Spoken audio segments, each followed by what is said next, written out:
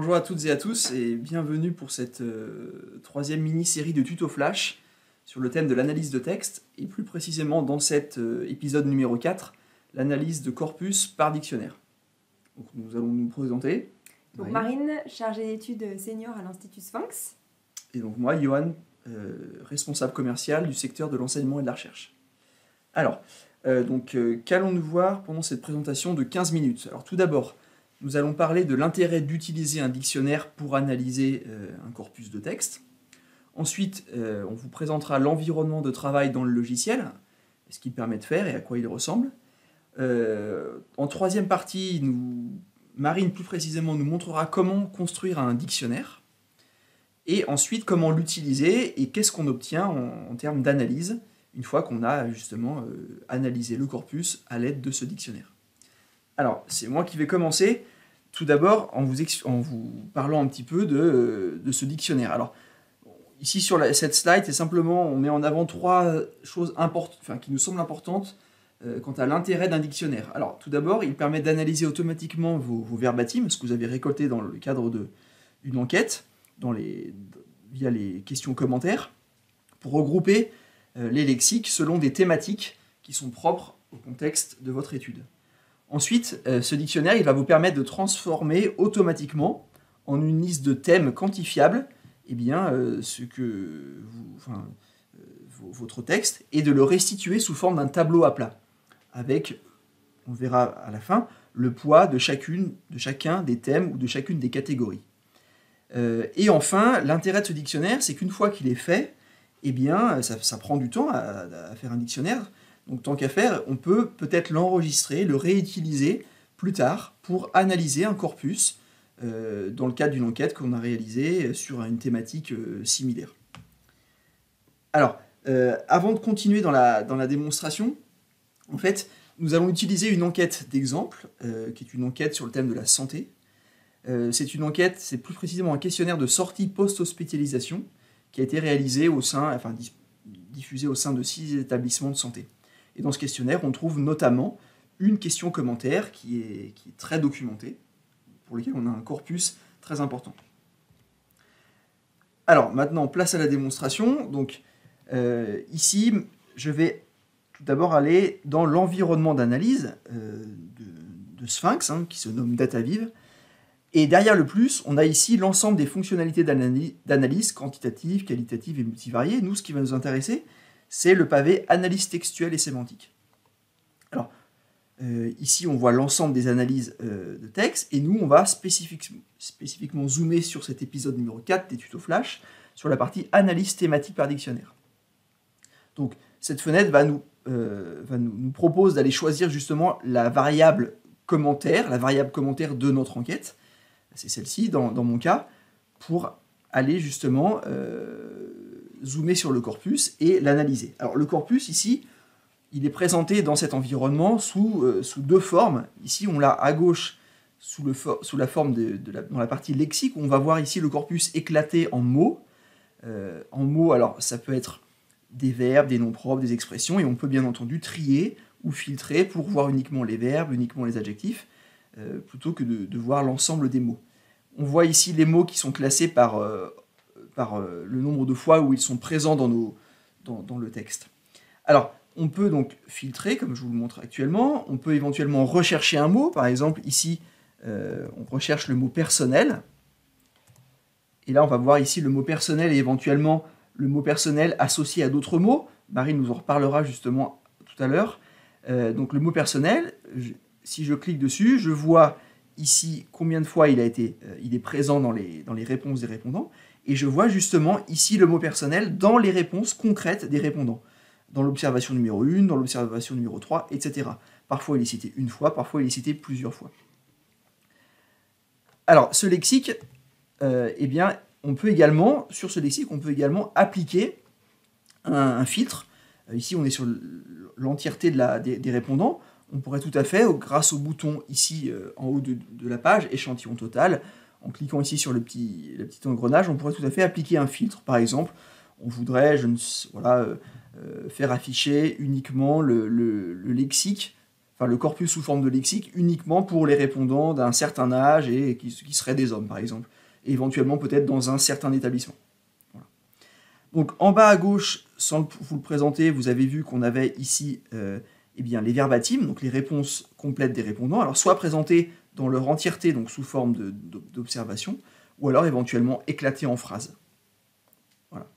Et puis au centre de la page, eh bien, on a la partie dans laquelle on va créer justement les catégories, et dans les pavés blancs ici, on va pouvoir créer plusieurs pavés blancs qui sont les thèmes, et dont chaque catégorie aura plusieurs thèmes.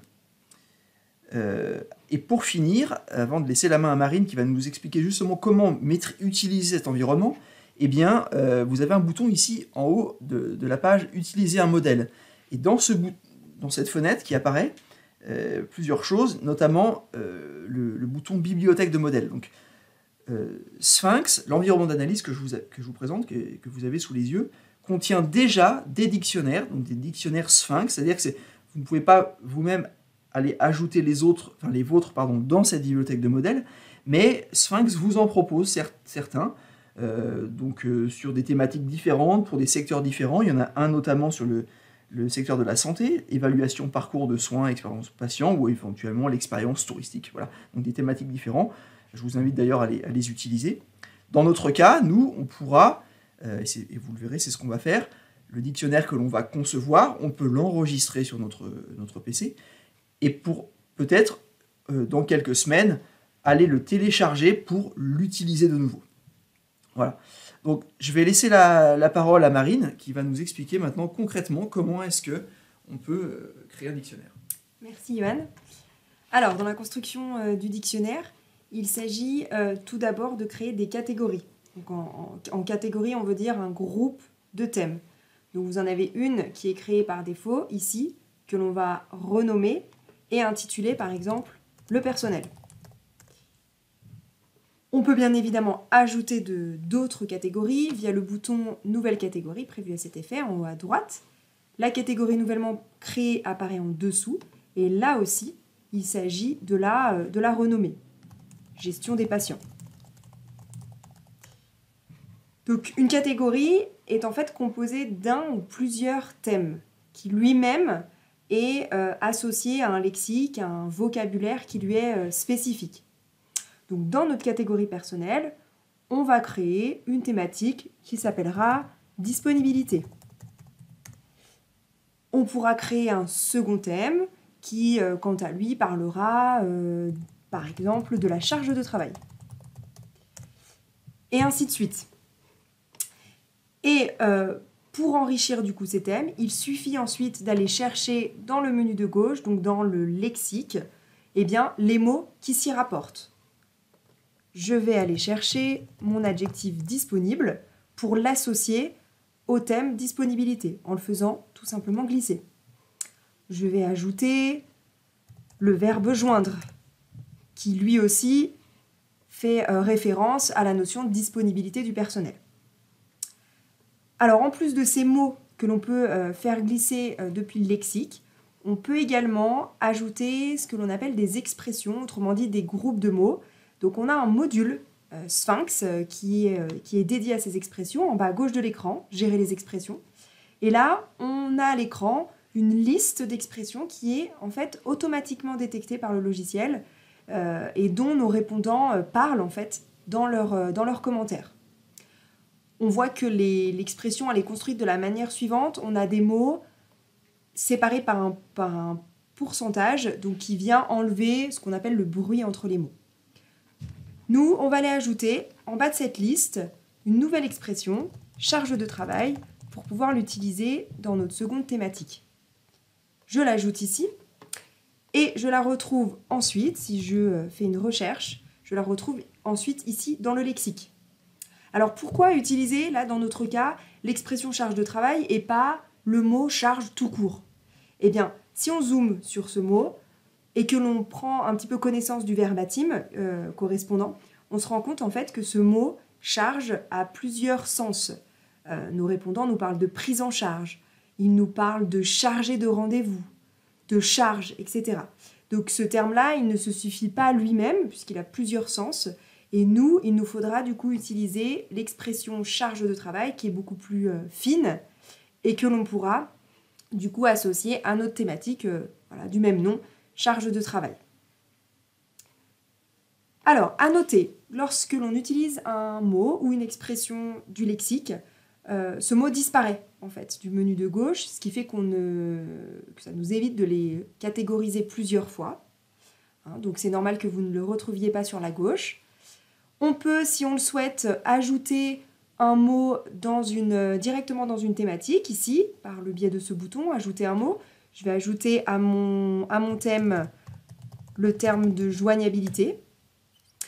Et si par mégarde, vous ajoutez ce même mot dans un autre thème sans y prêter attention, eh bien, Sphinx nous en informe par le biais de ce petit message à l'écran qui nous indique que le terme est déjà utilisé dans une autre thématique. Et donc, on nous invite soit à le déplacer dans la thématique actuelle, soit à le laisser là où il se trouvait au préalable. Alors, pensez bien, on ne le dit jamais assez, à enregistrer votre travail en cours de route par le biais du bouton prévu à cet effet en haut à droite. Si dans la construction de votre questionnaire, vous vous rendez compte que l'ordre ne convient pas, vous pouvez réajuster en faisant glisser, par exemple, un thème d'une catégorie à une autre. Ici, charge de travail, que je vais faire glisser dans gestion des patients. Si mathématiques veut bien descendre. Voilà. Ensuite, une fois que votre dictionnaire est enrichi, finalisé, vous avez la possibilité, comme vous le disait Johan tout à l'heure, de l'exporter. Donc d'une part, soit pour l'enregistrer, l'archiver sur votre poste, soit pour le réutiliser dans une autre enquête Sphinx ou bien même dans une autre variable texte de votre enquête.